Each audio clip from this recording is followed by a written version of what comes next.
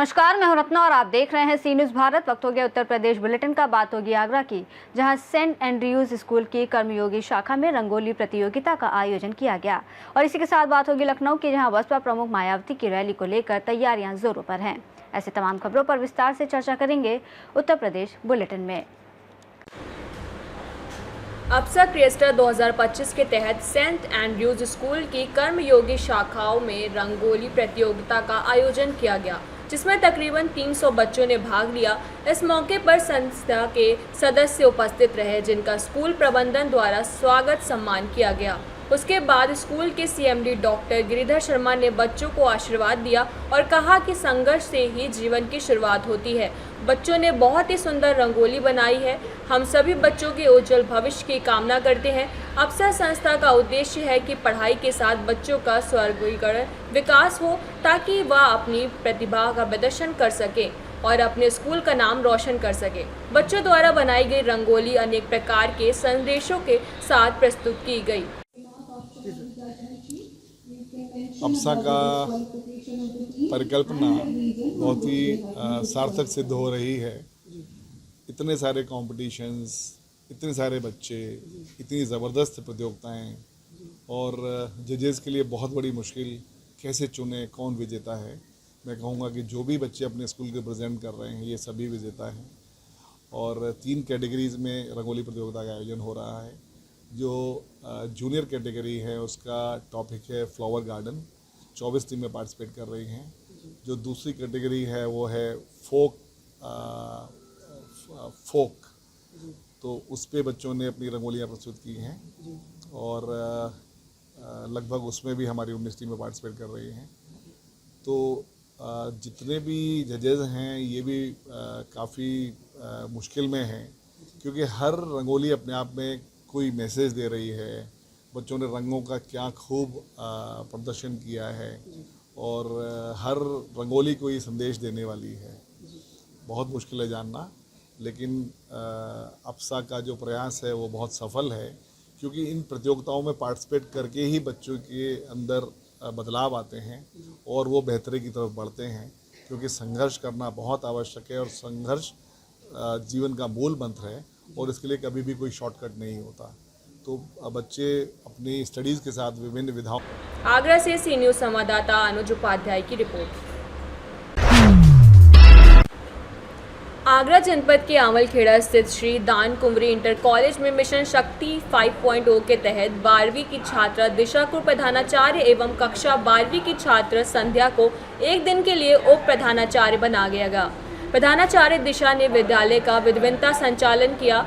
छात्रा दिशा व संध्या ने अर्धवार्षिक परीक्षा की तिथि मीटिंग में निर्धारित की। प्रधानाचार्य बनी छात्रा ने अध्यापकों की समस्याओं को सुना और अभिभावक, छात्र व छात्राओं की समस्याओं का निवारण किया।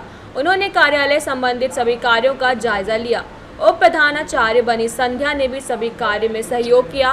विद्यालय प्रधानाचार्य डॉक्टर ममता शर्मा ने कहा कि यह पहल छात्राओं के आत्मविश्वास, नेतृत्व क्षमता और सामाजिक जिम्मेदारी की भावना को विकसित करने का एक महत्वपूर्ण कदम है। इस कार्यक्रम में रॉबिन सिंह, राजकुमार सिंह, जितेंद्र कुमार सहित छात्र छात्राएं उपस्थित रहीं। नाम क्या है आपका? मेरा नाम संध्या है। मैं क्लास 11 A की छात्रा हूँ। आज मिशन शक्ति मिशन 5 पर मुझे उप प्रधानाचार्य बनाया गया है और प्रिंसिपल दिशा मैम की मैं सहयोगी हूँ और मुझे बहुत अच्छा लग रहा है कि मुझे आज उप प्रधानाचार्य बनाया गया है। मुझे बहुत गर्व हो रहा है कि मैं आज दिशा मैम की उप प्रधानाचार्य बनी हूँ, जिससे आज मैम ने बताया है कि आज स्कूल में कैसे डिसिप्लिन होना चाहिए, कैसे एजुकेटेड होना चाहिए। सभी टीचर्स को सब कुछ बताया है कि कैसे वो पढ़ाएं, कैसे करें, अपना कार्यकाल कैसे संभालें। और दिशा मैम से मैं बहुत वो करना चाहूँगी, आभार करना चाहूँगी, उन्होंने मुझे उप प्रधानाचार्य बनाया। Thank you. मेरा नाम दिशा है। मैं क्लास 12 C की छात्रा हूँ। मुझे मिशन शक्ति 5.1 के तहत अंतर्गत आज मुझे प्रिंसिपल नियुक्त किया गया है। आज मैं प्रेयर में अपने विद्यालय की में सम्मिलित हुई। विधिवत तरीके से मैंने प्रार्थना करवाई और बच्चों से परीक्षा संबंधी कुछ बातें की। और आज मैंने टीचर्स से भी आज मीटिंग की और उन्हें अर्ध परीक्षा के बारे में भी बताया, जो कि अर्धवार्षिक परीक्षा की डेट फिक्स भी हो गई है और परीक्षा नज़दीक आने वाली है। तो आप बच्चों से कहें कि वो अपने परीक्षा विधिवत तरीके से तैयार करें, जिससे उनका भविष्य बेहतर हो सके। तो 10 तारीख से अगर करा ले तो 1 हफ्ते का रहेगा, क्यों राजकुमार सर? 1 हफ्ते का शेड्यूल हो जाएगा, बच्चों के पेपर हो जाएंगे और फिर गैप भी मिल जाएगा बच्चों को छुट्टी का, और कॉपी भी चेकिंग हो जाएंगी दिवाली से पहले। वही नहीं, दिवाली से पहले मैम, दिवाली से पहले थोड़ा सही रहेगा। तो कौन सी डेट डिसाइड करें फाइनल? आप 10 तारीख डेट डिसाइड कर लीजिए, 10 तारीख से एग्ज़ाम चालू होगा। ठीक है। आगरा से सी न्यूज़ संवाददाता विष्णु बघेल की रिपोर्ट। कन्नौज में आशा बहुओं ने अपनी मांगों को लेकर विनोद दीक्षित चिकित्सालय परिसर में धरना प्रदर्शन कर मुख्य चिकित्सा अधिकारी को ज्ञापन सौंपते हुए कहा कि आशा बहुओं का मानदेय 18,000 रुपये किया जाए, साथ ही बीमा की सुविधा भी सुनिश्चित की जाए। आशा बहुओं ने यह भी कहा कि पिछले 3 महीनों का बकाया वेतन शीघ्र भुगतान करवाया जाए। आशाओं ने चेतावनी दी कि मांगे पूरी नहीं की गई तो जनपद की सभी आशा बहुएं सड़क पर उतरकर बड़ा आंदोलन करेंगी। धरना प्रदर्शन है, किस संबंध में धरना दिया जा रहा है और क्या मांगे हैं? हमारी लोगों की मांगे ये हैं कि 18,000 रुपये हमारे लोगों का मानदेय किया जाए, प्लस बीमा किया जाए।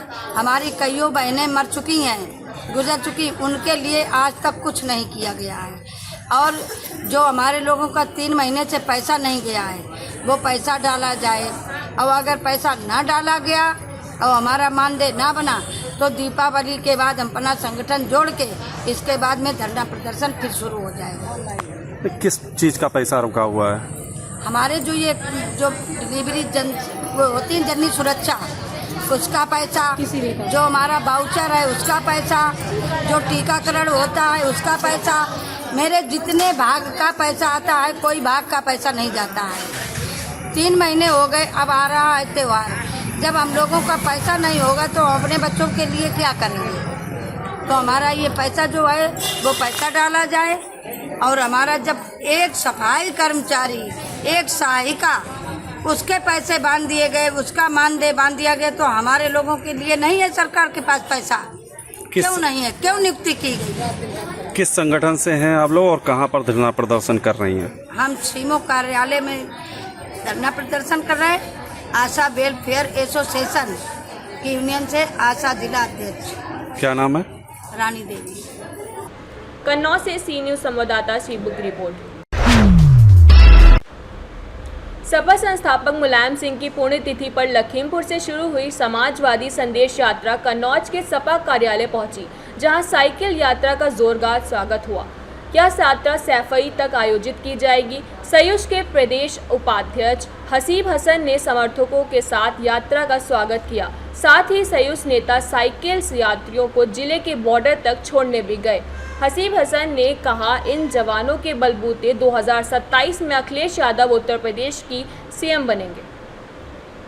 ये यात्रा साइकिल की कन्नौज पहुंची है, कहां से चलकर और कहां तक जाएगी और कितने किलोमीटर का सफर तय करेगी? देखिए, ये समाजवादी पार्टी की साइकिल यात्रा श्रद्धेय नेताजी मुलायम सिंह यादव जी की पुण्यतिथि के उपलक्ष्य में लखीमपुर खीरी से चलकर नैमिषारण होते हुए, मल्लामा होते हुए, बेलग्राम होते हुए जनपद कन्नौज पहुंची है। यहाँ समाजवादी पार्टी के एक कार्यकर्ताओं ने गर्मजोशी से इनका स्वागत किया, इनके रहने खाने की व्यवस्थाएं की। आज हम लोग सुबह समाजवादी पार्टी के नेताओं कार्यकर्ताओं के साथ इनको सैफई के लिए रवाना कर रहे हैं। इनका उद्देश्य समाजवादी विचारधाराओं को जन जन तक पहुँचाना और श्रद्धेय नेताजी की नीतियों को जनता के बीच पहुँचाने का काम ये लोग कर रहे हैं। हम समाजवादी लोग इनका कोटि कोटि नमन करते हैं, धन्यवाद देते हैं कि ये इतने संघर्षशील युवा लगातार सड़कों पर चलकर साइकिल यात्रा करके जा रहे हैं। निश्चित इनकी मेहनत कामयाब होगी और आने वाले 2027 के चुनाव में कन्नौज के सांसद पीडीए के जननायक श्री अखिलेश यादव जी मुख्यमंत्री बनेंगे। इन्हीं के कंधे से हम लोग शुरुआत करते हैं। जय हिंद, जय समाजवाद। कन्नौज से सी न्यूज़ संवाददाता सीबू की रिपोर्ट। लखनऊ में 9 अक्टूबर को होने वाली बसपा प्रमुख मायावती की रैली को लेकर तैयारियां जोरों पर हैं। काशीराम स्मारक पार्क में होने वाली इस रैली में भारी भीड़ की उम्मीद है। इसी बीच राजधानी में कई इलाकों में आई लव बीएसपी के पोस्टर दिखाई देने लगे हैं। बताया जा रहा है कि यहां पोस्टर भाजपा नेता इमरान बिन जफर की ओर से लगवाए गए हैं।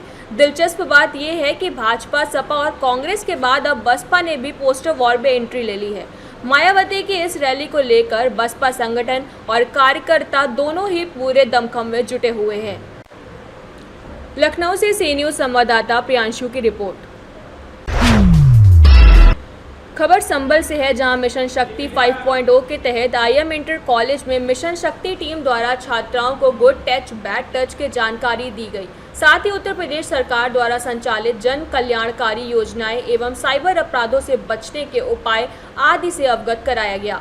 मिशन शक्ति अभियान के अंतर्गत महिला हेल्पलाइन नंबरों के संबंध में विस्तृत जानकारी भी दी गई व घरेलू हिंसा के विरुद्ध चुप्पी तोड़ने और उनके अधिकारों के संबंध में जानकारी दी गई है। इस दौरान थाना प्रभारी अनुज कुमार तोमर, प्रधानाचार्य मोहम्मद शुएब, जैदी हसन मेहंदी, वरिष्ठ उप निरीक्षक सुनील कुमार, महिला कांस्टेबल मुनेश भारद्वाज आदि मौजूद रहे। संभल से सी न्यूज़ संवाददाता इशरार की रिपोर्ट। फिलहाल इस बुलेटिन में बस इतना ही। देश और दुनिया की तमाम बड़ी खबरों के लिए देखते रहिए सी न्यूज़ भारत।